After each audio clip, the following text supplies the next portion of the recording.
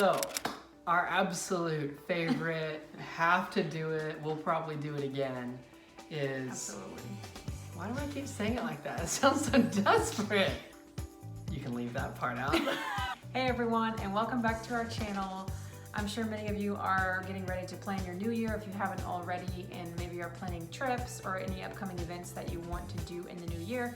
So as Michael and I were going back over 2022, we wanted to share with you a few places that we really enjoyed and restaurants that we went to, things along those lines in case you are interested in doing those as well.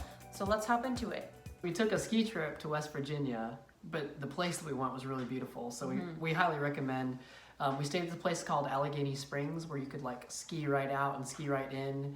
And it's not a huge ski resort, but because it's not big, you can get to everything from that one place, and it feels like you own the place when you're there. It's really cool. And there's like a cute downtown like street with a bunch of coffee shops and different things, and everything's very neat and close. That was a very fun trip. We went with some of our family members and we just had a great time. Another one of our favorite things that we did when we were in Florida the first time, we were close to Navarre, and so we would go check out the Navarre beach area, which it just feels really exclusive. There's not a whole lot of condos or big buildings. It's just like a bunch of houses, but you can go and park, and then there's this long like multi-use path where people like go biking or running, or a lot of people were like hiking. They would like have backpacks on, and it's not part of the Florida Trail, but I think people just enjoyed like hiking. Basically, it goes all the way from Pensacola to Navarre, so it was a cool path. We biked it a lot. And we ran on it a few times. We ran on it. Yeah. You can see, like as you're running, you can see the waves on your left, and then you can, the bay is on your right, so there's like people doing kite surfing and stuff. It was really cool. And then I guess one of our favorite restaurants in Fort Walton Beach is Magnolia Grill. Now, bring your checkbook for this one. It's a historic building, and like the upstairs is like a tiny little museum. But it was cool. Like World War it's like II stuff, family history and stuff. Yeah.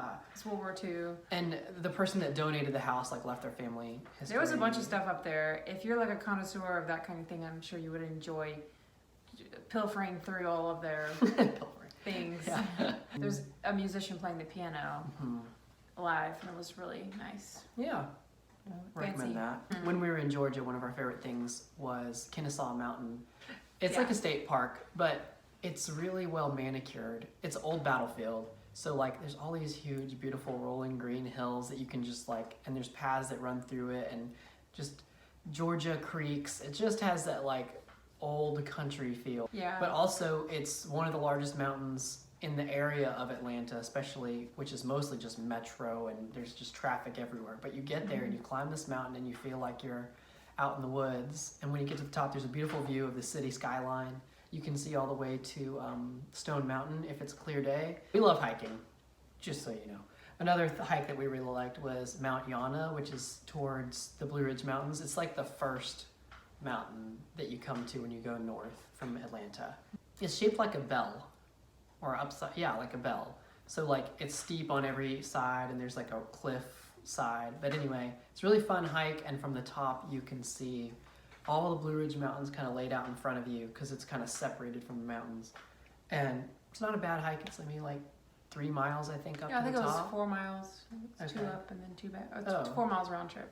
That's where we saw that snake too. Yeah, we saw a snake there. And then one of our favorite places to eat there. We only went once, but it was just like a fun place and date night thing. We were staying in a place called Hiram, which kind of felt like nowhere. Yeah. It just felt like just distant Atlanta metro. There was a little historic storefront area. And in that storefront area was this little restaurant called the Olive Tree. It just felt really authentic, and it was just a hole in the wall place. I mean, it wasn't super expensive or anything, but it was just something that we stumbled across, and we were like, oh, wow. Yeah. This is cool. That was cool. Moving on to what we recommended from our stay in North Carolina. Coming up, we're going to talk about a really cool restaurant that we went to in close to Cashers. That was probably one of our most favorite experiences. But for now, be sure that you guys go and comment below either a favorite place that you went to or a favorite trip that you really want to go, because we love to hear, we want to get the feedback from you guys as part of this video. So a place that we went several times in North Carolina that wasn't too far away from where we were staying is called Deep Creek. It's in a few of our videos. Yeah. I left my water bottle there. It's the southernmost access to the Great Smoky Mountain National Forest. There's only a few ways to get into the forest, and this is like right next to Bryson City. It's super convenient if you want to go hiking, because if you're staying in Bryson City, you either have to drive like an hour around to get to like Gatlinburg area, or an hour around to get to the other side of these other mountains. But this is like literally 5 minutes from downtown Bryson City, and there's great hikes and a beautiful creek. Yes, there's lots of, you can do tubing, there's a campground there.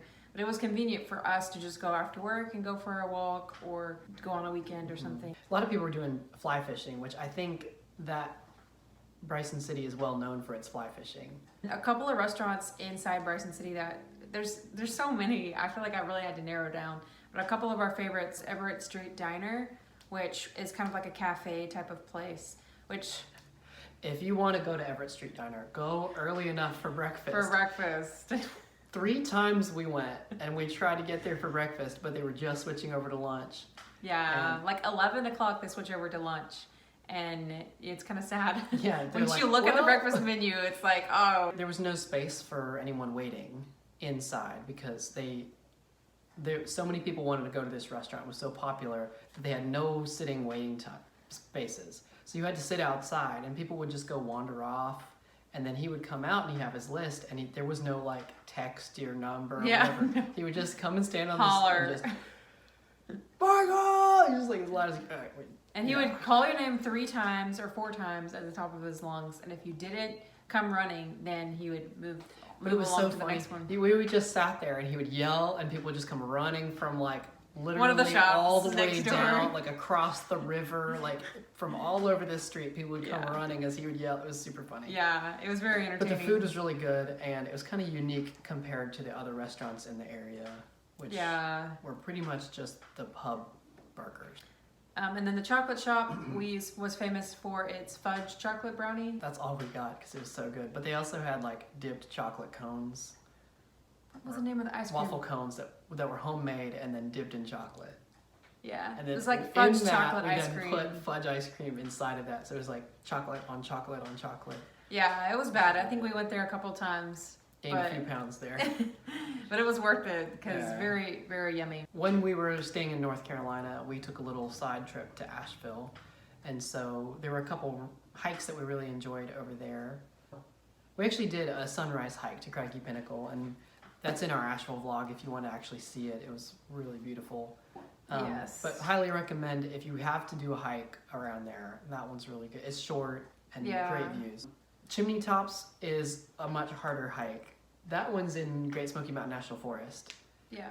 Which is maybe like an hour drive from Asheville or Bryson. It's a great hike, but bring snacks. It's a long way up. Yeah. It's got really good views. It's very cool. That might have been I don't know. There's so many good hikes that we did. It was so hard to choose several of our top ones to talk about, but that was probably my favorite one. On the other side of Bryson City, closer to Robbinsville, and if anyone's heard of the Dragon's Tail, Huckleberry Knob, which was on the Cherahela Skyway, which in and of itself, if you just drive that highway, it literally is like, there's like a ridge line of a mountain range, and the Skyway is literally on top of it. And so there's just views every direction, and there's like multiple places to stop, and you can just do little side hikes and have an incredible view. So our absolute favorite, have to do it, we'll probably do it again, is in the Lonesome Valley, which is near Cashiers, North Carolina. There is a restaurant called Canyon Kitchen, and it is just amazing. The views from it are beautiful. I think if I remember correctly, it's a 5-star chef that's there, and he comes up with his own menu every week. So it's always different. It's always interesting. It's whatever's like fresh and good and delicious. And it's kind of got that farm to table feel where it feels healthy, but it's like the most amazing food you ever eat. The fields and the mountain is right there in the background. And beautiful homes all over the place that you can kind of see like speckled in the woods. It's off the main highway though, so you really have to kind of Google it and look for it because you're not just going to drive by necessarily and see it. Like if you don't... You would probably miss it. Yeah. Be sure to check out our other video, 1 Year Travel Review, which kind of goes over some of the things that we've learned in traveling and what brought us to travel in the first place. Thanks for following along, and we'll see you in the next video. Bye. Bye.